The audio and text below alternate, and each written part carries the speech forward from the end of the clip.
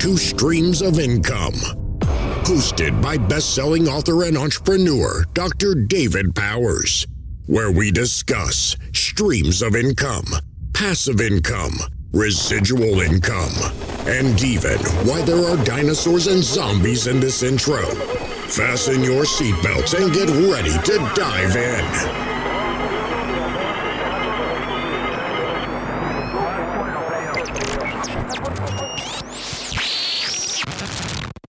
Hey guys, welcome to the Streams of Income podcast. You're in for several special new treats today.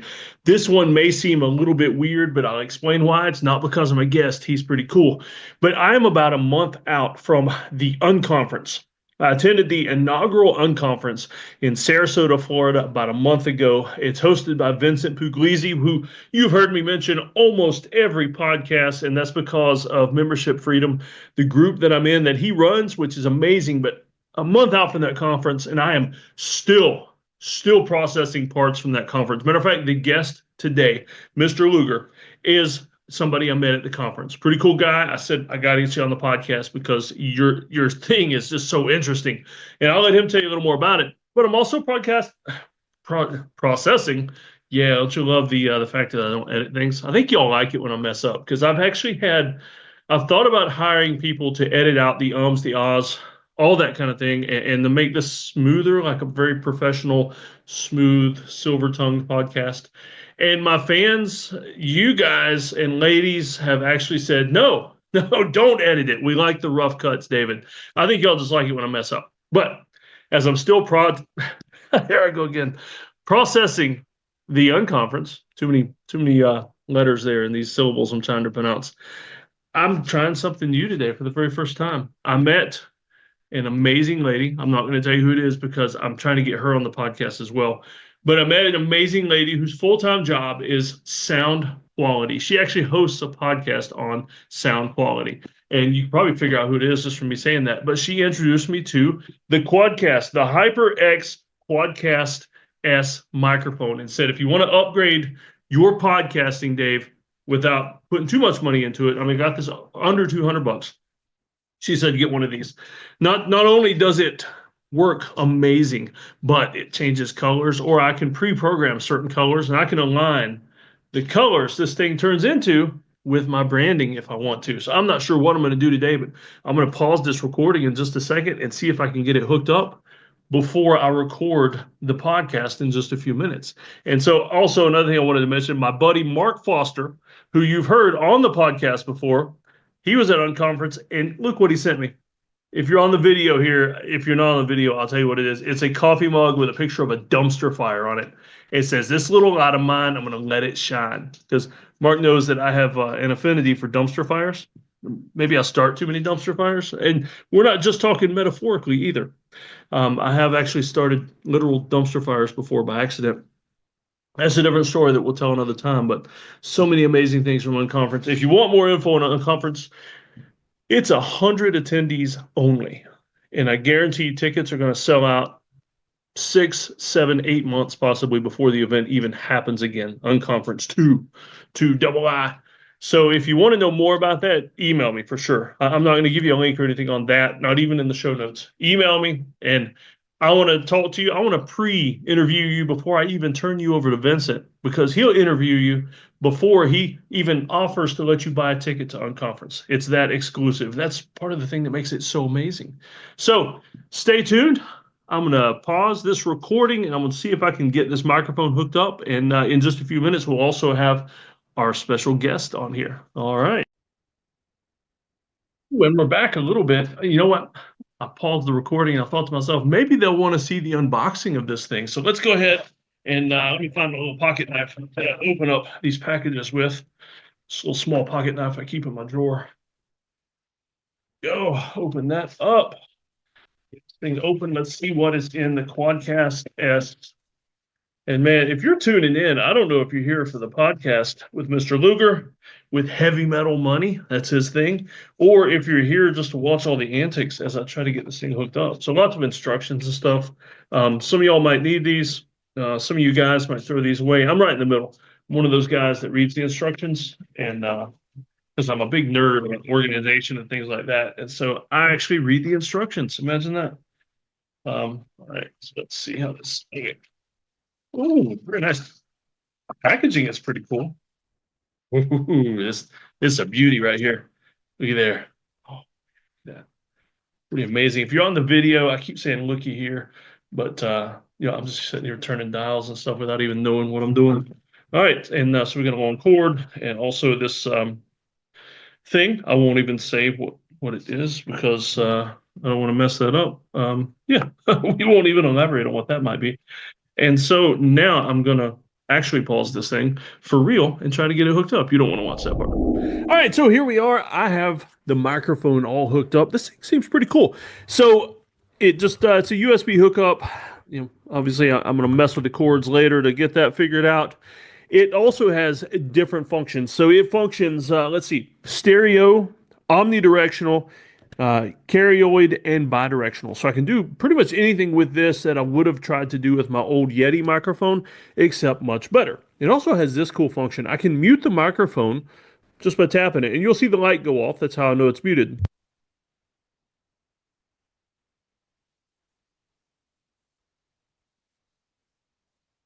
Back on, there it is. And so just wanted to test that out. Also, I think I should preface and warn you before we get into the podcast itself that man, allergies. It is spring here in upstate South Carolina. Lots of pollen in the air. My allergies are already going haywire. And so if I sound a little bit off, that's why. I'm going to blame it all on that. It's allergies. So you tell me what you think about the microphone. Like I said, the color change just happens normal while I'm talking, while it's on. But I haven't played yet with the software, so I'm going to download the software later, and I can actually mess with it. And like I said, change it according to my brand or the pattern of the colors, things like that. So y'all be sure to let me know what you think. And the next time you see me, it'll be the actual podcast recording. And so looking forward to that in just a second. All right, guys, we are here with Chris Luger. And Chris, you may know this. Luger pronounced like the old 1990s wrestler, Lex Luger. That is correct. Yes, in high school there was a couple guys that used to always just call me Lex. I knew you would appreciate the 1990s wrestling thing. But as I mentioned when we first signed on here, I see behind you an X-Files poster. Absolutely, yeah. I want to believe. Yeah, so many things, man. So Chris is here, and we're going to ask a lot, but heavy metal money, or is it heavy metal finance? Yeah, Heavy Metal Money. I have a blog called Heavy Metal Money. Been blogging since 2017, and then I have a podcast that's called the Extreme Personal Finance Show. Extreme Personal Finance. So what I loved so much about this when I met you is I've always been appreciative of the Venn diagram where you kind of mix your passions, passions, talents, and a way to make income from all those two things. And it seems like you found the perfect fit for all three of those, man. I'm trying. Yeah.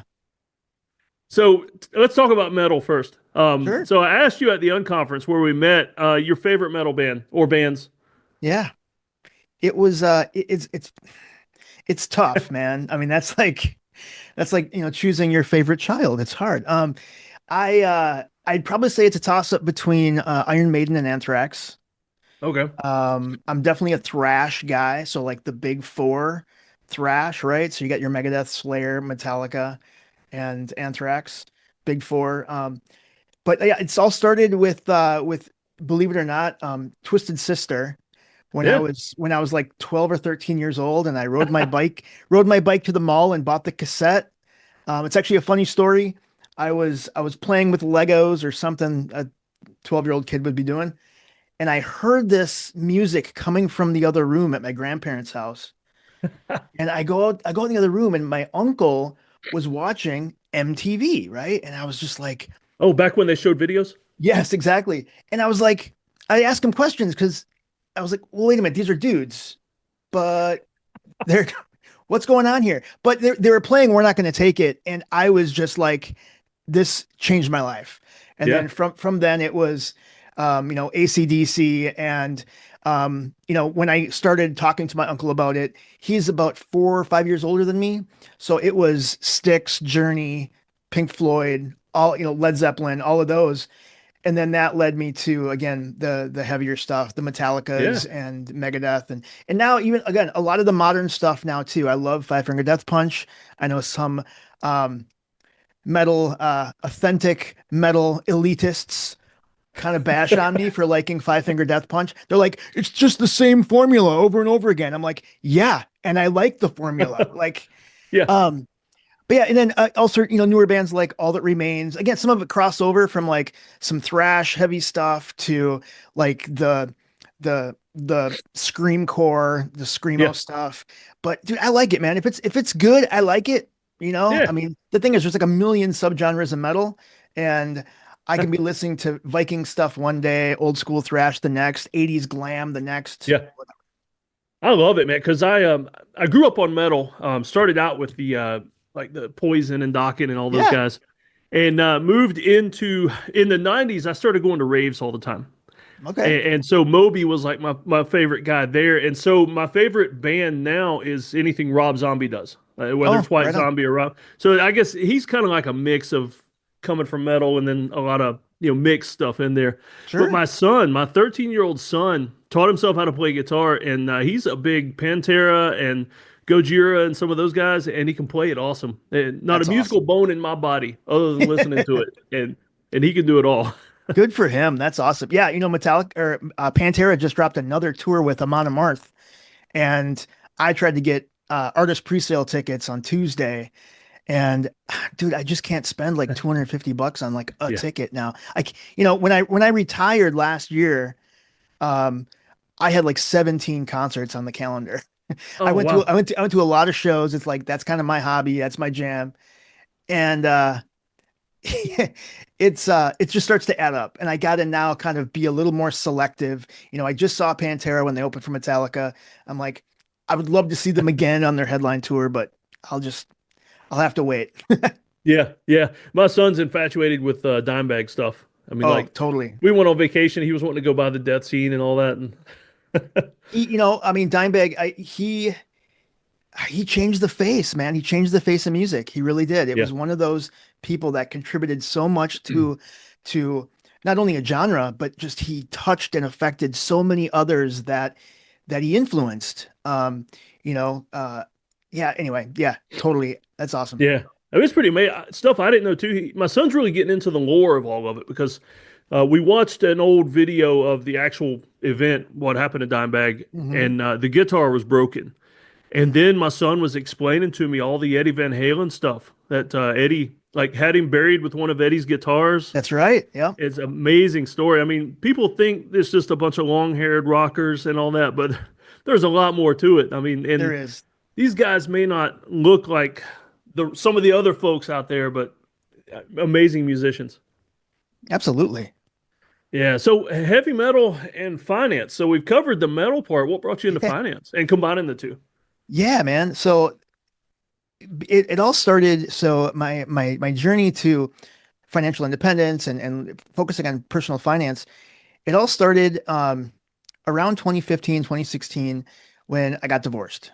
So Oh, that'll basically, hit your finances. it absolutely did. Yeah. I mean, and my story was just, I mean, it was a little unique in that, for 19 years I was with my wife at the time, and she handled all of the finances. So she paid every bill, she balanced the checkbooks, she, handled all the finances. I just went to work, and Yeah. it seemed to work, right? It was a good yin and yang. But then after, after she left in 2015, it was personal finance was all new to me, right? So Yeah. I had to Google like how to budget. Like it was a shock because I was logging into accounts for the very first time. I had no idea where money was going. I had no idea what we were Yeah. spending money on. I mean, there was a lot of leaks, what you could call, right? Money is like spending money on, 160 bucks a month on Dish Network that I never watched. I mean, Yeah. stuff like that, right? And so then I was like, okay, I need to quickly figure out how I'm going to pay all the bills and do everything with one income. And so I started just really digging in and researching and learning and reading books and listening to podcasts, and I quickly discovered, and again, a lot of people may know, I discovered Mr. Money Mustache, and Oh, I then love that guy. yeah, man, Pete's awesome. but and that was the thing is I started like really understanding that if I was intentional with my money, then I could like holy crap, people can retire in 10 years. Like I didn't even think that was a thing. I thought like Yeah. you just work until you die. Like Oh yeah. that's Like our parents did. exactly. My parents, my grandparents, like they went to work, they worked until they died, and that was just what you did. But I just my mind just was opened up to what else is possible, and you can focus on so many other things. And so while I was doing that, I was just like I wanted to participate in these conversations. I wanted to ask questions, and so I started blogging my financial journey Yeah. in 2017, and then I started just posting other financial content on just fundamentals of basic finance. And I'm just trying to do my best to help others, whether or not where they are on their financial journey, but just know that there are other options and you can focus on other things in life. And so again, I was able to retire at 50, and that was last year. And when I say retire, I use that kind of loosely. I was able to leave corporate employment Yeah. at 50, but now I can focus on all those things that I've been wanting to do for years and years. I purchased a couple new guitars. I've been focusing a lot more on music. I've been focusing on a nonprofit that I started a few years back. I've been focusing on, again, building content. I've been focusing on just other side hustles that are just fun for me. And that's kind of where I was when I first launched the blog. I was just thinking, what are the things that really like get me excited? And I'm like, music, personal finance. Let's just mash them together, and that's Yeah. where Heavy Metal Money was born. That's awesome. And I like you mentioned the retire early. Let's hit that Yeah, first because that's one thing I like about Mr. Money Mustache is his big thing on so many people could retire now if they actually boiled the expenses down, made a few changes, and the bills are paid, and then you can do whatever you want. And because I followed him long enough that I remember when he was talking about riding his bicycle into town yeah. and getting rid of the car, and then he bought that building and did the co-work space and some amazing stuff. But so that I mean, retiring early, it's got to be a cool thing, right? You enjoying it?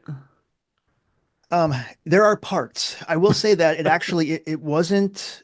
Um, so actually, I've now just hit 1 year retired, and it there's actually a little bit of anxiety for me. I think it's just because there are so many things that I want to do, and it's hard to focus. There's no structure, right? You're building your own Yeah, structure. So um, there are some times when I'm like, what do I focus on? I always think of like the Pareto principle, right? Like yeah. 20% of your efforts are going to give you the most results, right? So I'm like, well, what are those things I should focus on to give me the most results? And sometimes I just don't know. Part of it, I'm just so ADHD that I work on this and then all of a sudden I work on this. And Yeah. So finance, I mean, the yeah, average person, I love to get into niches because the average sure. person would say, "Oh, that's a crowded market," and Dave Ramsey owns the market.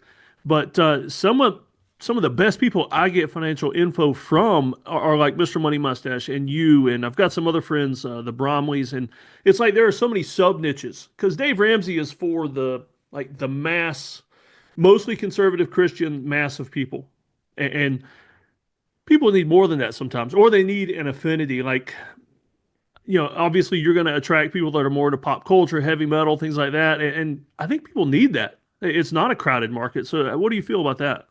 Absolutely. There's always room for one more is kind of the way I think about it.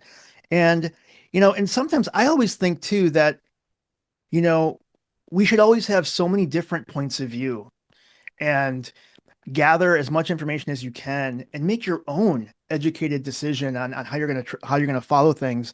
That's one of the things where, just working in tech and working my way through tech the last, 15 years, you know, I often tried to bring other people into discussions that maybe not specifically, in charge of that product or that technology, because you get different views, right? You get Yeah. you get different perspectives from different people on how they use the technology, what's important to them.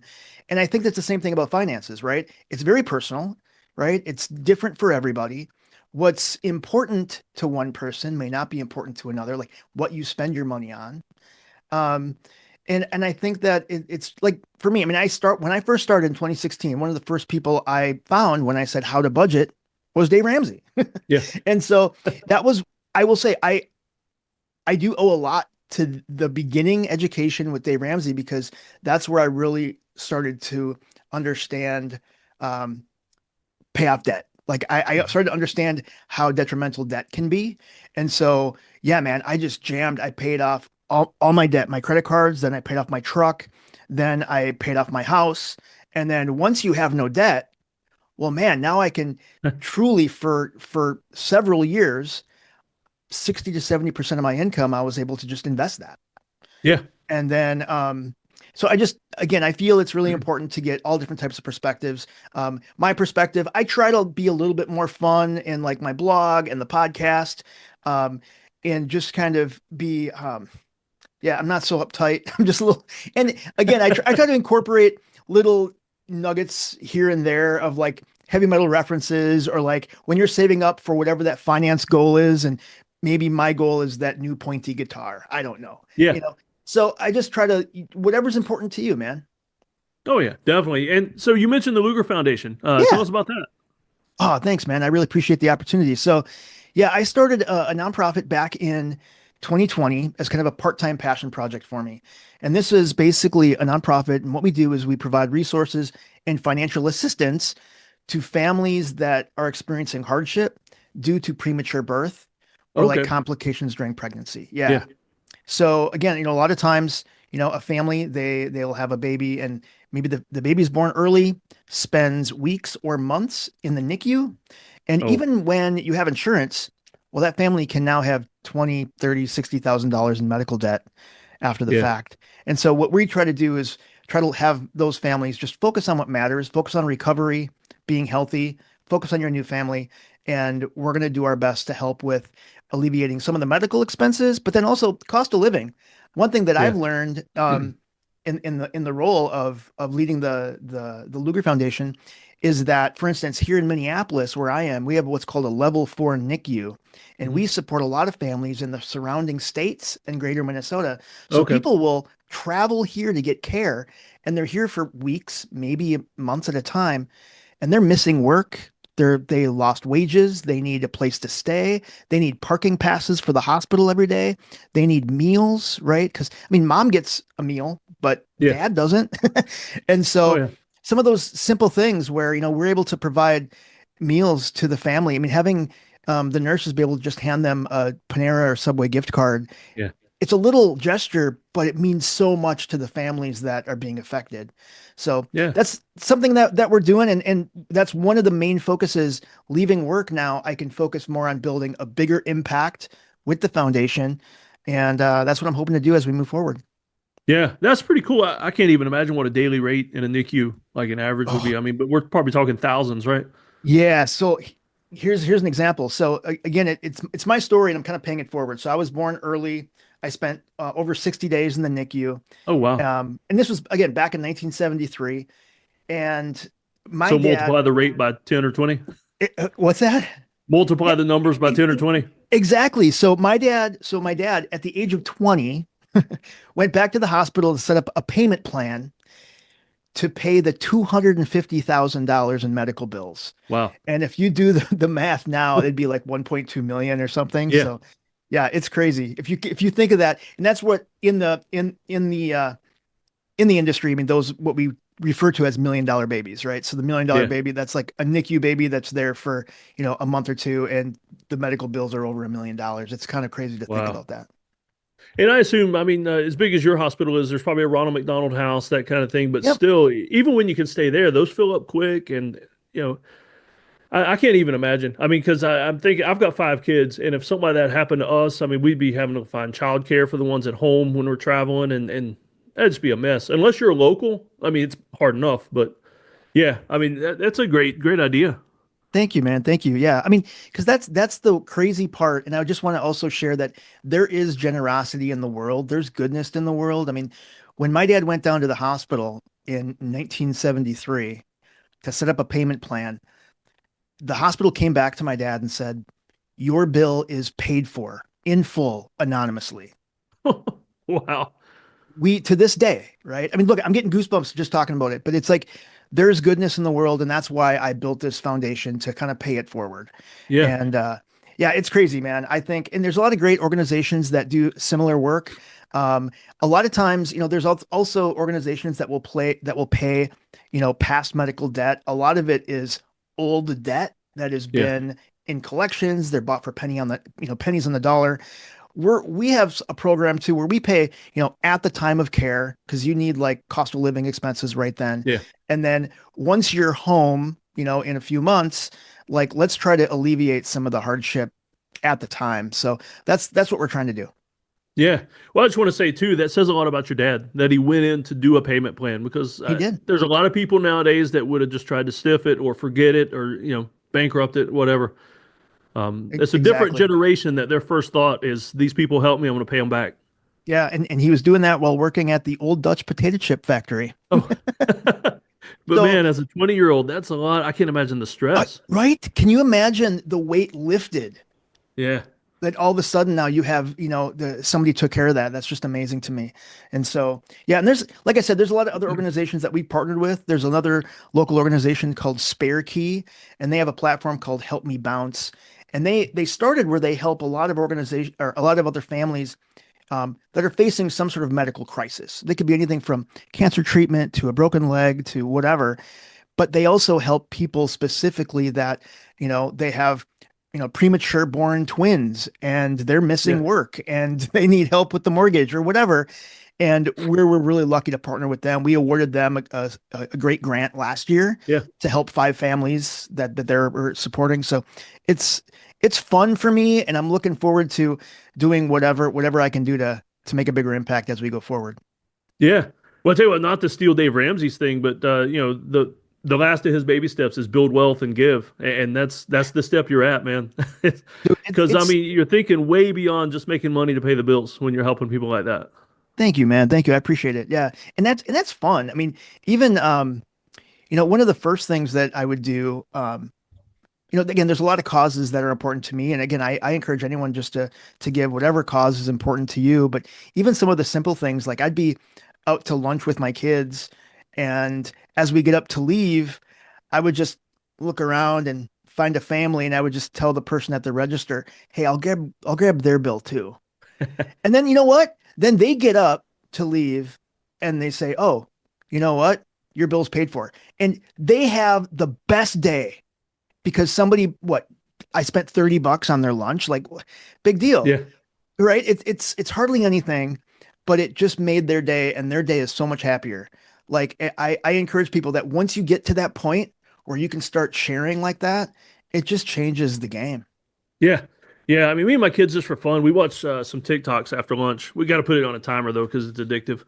Yeah. But we love the ones where those guys will go into Walmart and just walk up to the register and start swiping cards and stuff. I mean, it's just amazing to see how happy people are. And usually you'll find out you had no idea what that person was going through, but they were barely able to buy the groceries, or they'd put Yeah. stuff back because that's all they had. I mean, you never know what somebody's going through. I was Absolutely. trying to tell my kids the other day, whenever we have a waitress, and you get awesome waitresses, they're happy, Mhm. cheerful, they love to serve.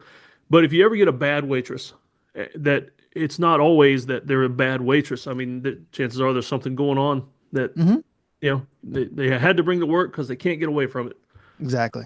Yeah, it's amazing to help people like that. So, what other streams of income are you into? Because I'm betting you saying you're ADHD and knowing some of the stuff you're into. What else do you do for fun or a little bit of money? Yeah, yeah. So there's kind of a lot of things. I kind of have this problem with my brain. Whenever I think about something or I see something, I always look at an opportunity with like, how can I make that a business? How can I monetize that in some way? How could I solve a problem that would make it easier for somebody else? So there's a lot of side hustle stuff that I've tried. Some have stuck, some haven't. One of the main things that I do now for like to live on is my real estate income. So I started investing in real estate back in, again, 2017 when I first started blogging about it. I bought my first rental property. I worked my way up to 10 residential rental properties. I Wow. recently just sold a couple. And we're talking like single family homes, that kind of Yep. thing? Yep. They're all single family homes. And I just sold a couple because I'm using some funds to fund my very first new construction Oh, commercial project, which I'm officially like, it's kind of crazy to think about like I'm the developer. Like I never really thought about it that way, but I met with a couple architects and then my tenant. So I have a single tenant that is buying or is going to be leasing this space. yeah. So I met with their architect who's building out the inside of the building that I'm constructing. And it was interesting because we did the introductions and I introduced myself because he's like, "Oh, so who are you? Who are you with? Whatever." And I said, "Yeah, this is me. This is what I'm doing." And he goes, "Oh, so you're the developer." And I was like, Oh, "Oh my gosh." I'm like, I got to put that on my LinkedIn profile. I'm now a real yeah. estate developer. Um, but anyway, so yeah, so real estate is something that again I'm now so for several years any cash flow that I got from my real estate, I would just always pay my debt, right? Pay my Yeah. debt down or do improvements, maintenance, whatever. Now, ever since I retired last year, now I take a little bit of that to pay my bills. But then also, one thing I started doing in 2022, I posted a blog post at one point that just said, "Can you really make money doing these things?" And there were several different things that I tried. One of the things was um, selling on Amazon. And sure enough, I tried it. Kind of hit and miss in the beginning, but then eventually I found a particular product and I just started doing like what's called retail or online arbitrage, where you Yeah. find products for less, sell them for more on Amazon. And basically, after you pay Amazon's fees, you get what's left over. And I started by just going down the clearance aisles at Walmart and it started working, man. And I've been doing it ever since. And there are right now kind of peaks and valleys. But there are times when, I can be selling $1,000 worth of stuff a day. It's Yeah. it's pretty remarkable. And again, a lot of that stuff is just right out of my garage. I spend an hour a day or so on it. Um, but depending on the margin, sometimes if the margin's big enough, right? If you can make enough, I'll palletize everything and then ship it to Amazon, and Amazon takes care of all the fulfillment. Yeah. But that sustains, a little bit of monthly income for me to go to eat and maybe fund the next pointy guitar. Yeah. I've found that most people too that do that on a small scale, almost enjoy the sourcing as much as anything. Like just Oh the yeah. the treasure hunt of finding things on clearance and all that. I think selling on Amazon for me, it's the fun of the game, right? It's not like I was talking to someone else about this that because I want to get into more wholesale, right? So I've Yep. established some relationships now with wholesale distributors, and I want to find some particular products where I can buy in bulk that sell more consistently. Um, and I was telling about the frustrations I'm having, and sometimes things don't work, or I buy something and then all of a sudden there's way too much competition, or Amazon themselves start selling it, which then Yeah. it's just a race to the bottom because you can't beat them on price. Yeah.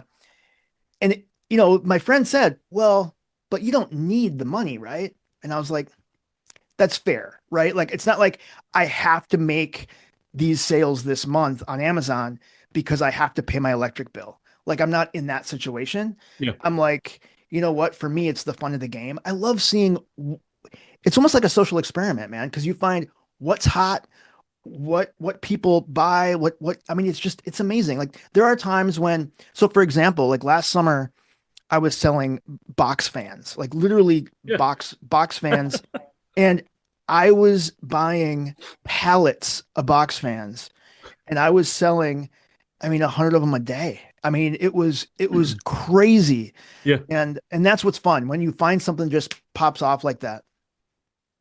Yeah. And one thing I want to mention about the real estate just before, because Yeah, I want the listeners to really understand what you said. You're doing a new build commercial spot and you already have the tenant lined up and working on the place. yeah, That's a pretty cool thing. we did it the other way, right? So we didn't build and then find a tenant. It was because of contacts that we know in the community. We knew that this particular organization was looking for, I don't know how much I can say publicly yet. Well, Yeah. yeah, anyway, I knew that this organization was looking to expand in a particular area. And so I had a friend that owned land in this particular area. And so we went through all of this planning, discussion, lease negotiation, all of that stuff ahead of time. So Yeah. now I have a signed 15-year lease and Wow. we haven't broken ground yet. So it's kind of the best way where now I'm learning again, I've been learning a lot on the commercial side. And sometimes I learn, so again, there's like, the differences between residential and commercial real estate. Yeah. And I've learned a lot of the benefits around commercial real estate, what's called a triple net lease, making sure that the tenant is available for any of those, you know, those common area maintenance costs, Yeah. My any of dad's those. in a triple net lease with his construction business. Yep, exactly. So it's a little different than when you have residential real estate and then, the AC breaks. And now, Yeah. you're out a few grand because you got to install a new HVAC. But but I also learned a lot of things that I had no idea. Like, do you know what? Okay, one of the first meetings we were having with we had some technical drawings that we were looking at, and we're looking at access, and the architect says this is where the sack and whack is going to go. Let me ask you. So, Dave, do you know what a sack and whack is? No, I would have been turning away from him to look it up on my phone while he wasn't looking. I actually paused the conversation. And I asked the architect, I'm like, you need to explain that. And he goes, oh, that's water access control and sewer access control. Oh, okay. So Where very is that? important. Yeah, where is that going to be in the construction? So I'm learning a lot. Um, but yeah, so I think that is one thing where I was fortunate enough to move forward after we had again, there was a lot of, I mean, going to city council meetings, city planning commission meetings. I mean, this went on for like a year and a half before we actually got a signed lease in place and we're ready to go forward. We hit a couple snags actually just last week. There's some discussion around whether or not and the size of we're not on city water or sewer, so we have our own well and septic. Yeah. So the septic design and how big a well we need based on how much water is going to be used and that type of thing. And so we're going through a new septic design, but yeah, that's That's kind of where we're. crazy because I mean I'm very rural where I'm at, so we're on septic and everything, but I can't imagine the size of a septic for a big commercial space there.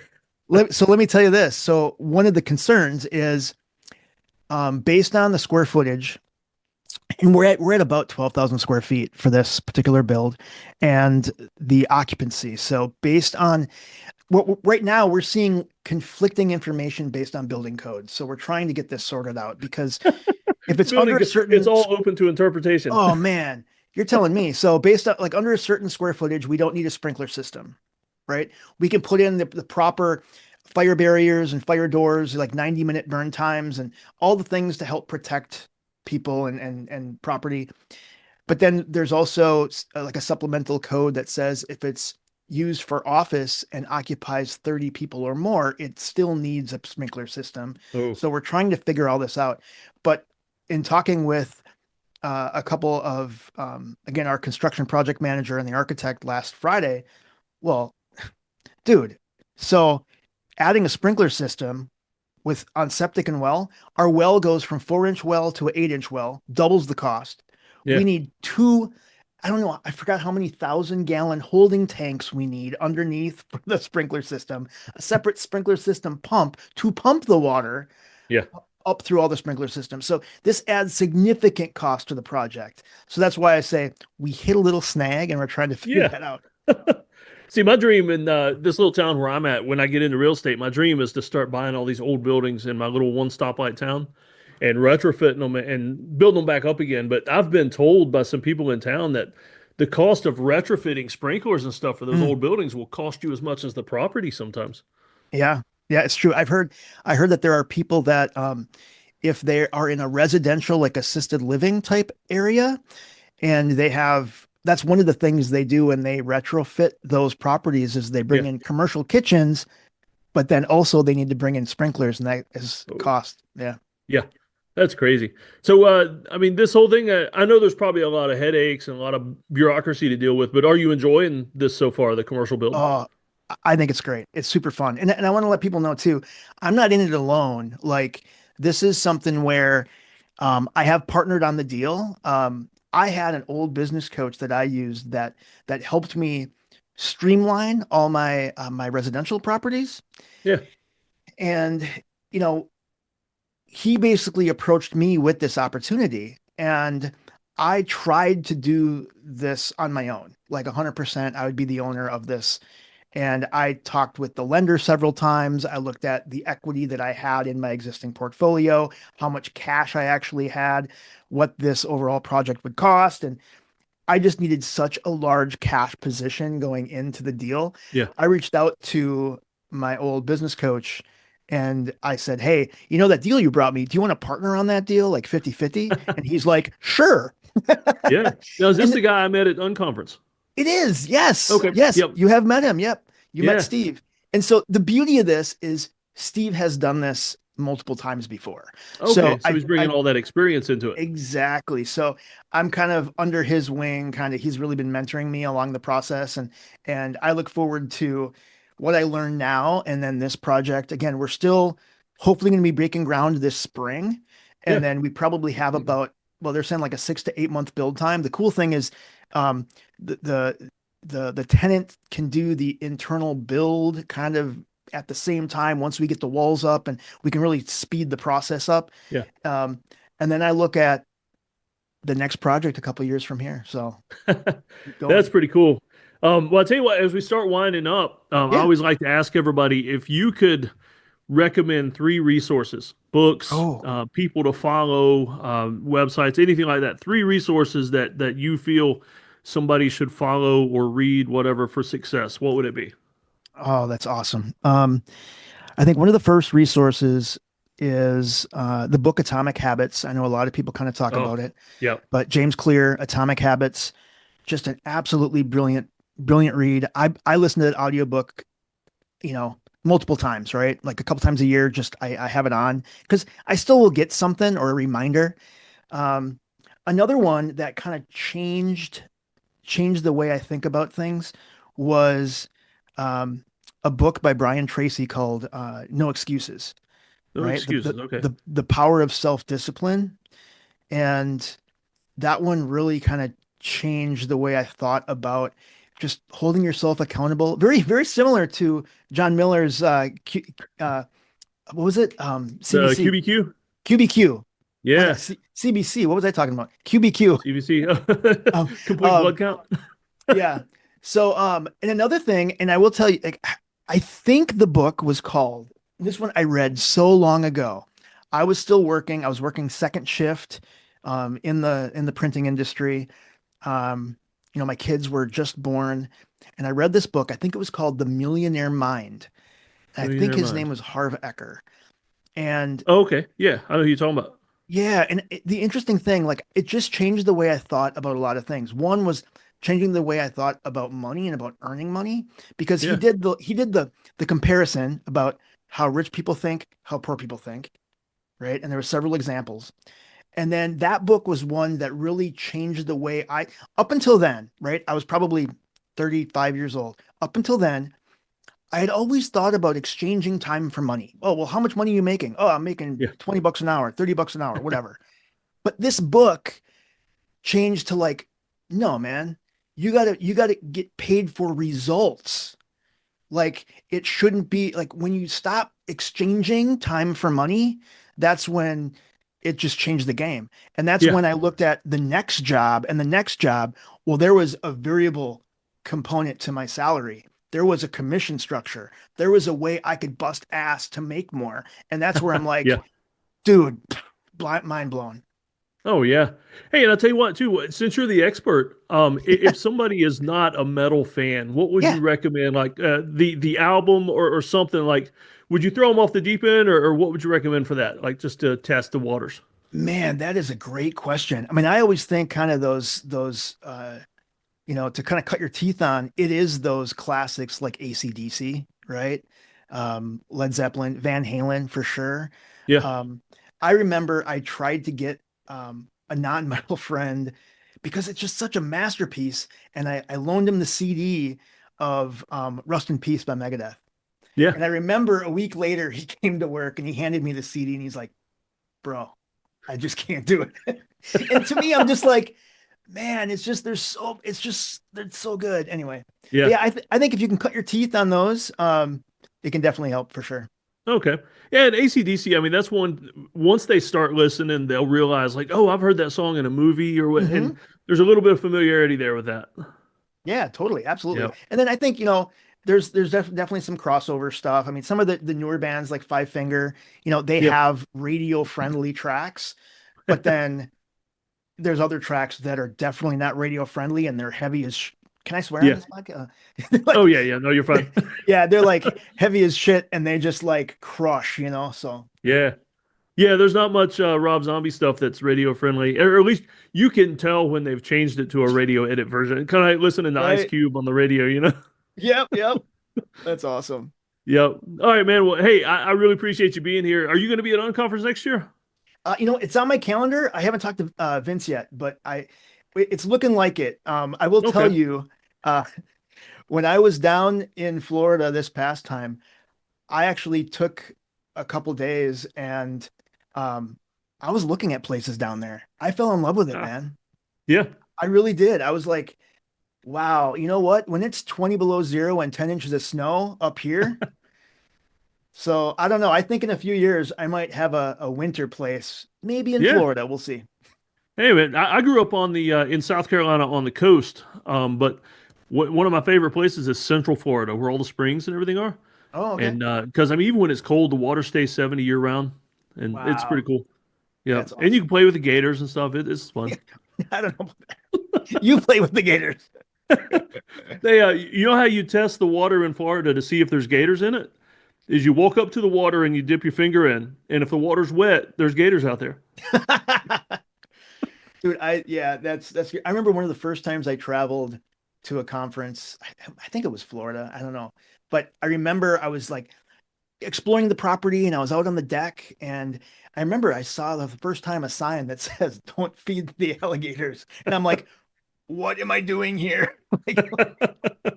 Yep. Don't let the small dogs near the edge of the water. Right. Yeah. Oh, that's awesome. Well, thanks for being with us, man. And I'll put in the show notes how to get in touch with you. And man. I'll throw a link in there to the foundation also. And that way, Thank you. I mean, you never know when somebody might hear this and have some money or maybe this got some leftover giving to do for the year or whatever. Yeah. Well, and also, there's also there's an intake form on the website too. I mean, if you or someone else needs help, fill out the form and we'll do what we can. Yeah. All right, man. Well, I appreciate it. I'm glad to find that out about you too, because I knew the medal and the money, but I didn't know about all this other stuff. So thank you, man. Thank you. I love it's a pleasure, doing this. Pleasure being here. Thank you so much for having me. I really appreciate it. Rock on. Yeah. Take care, man.